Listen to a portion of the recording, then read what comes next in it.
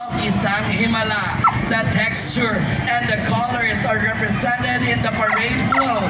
The main focus at the center of the float symbolizing obedience, submission, sincerity, repentance, veneration, and respect. Nagmamadali. Hoy, wag ka mamadali! Katangahan mo dyan eh! Nagmamadali ang isang Himala. Di ba tapos? Nagmadali.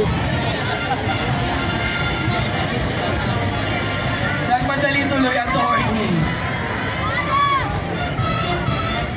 Nagalit.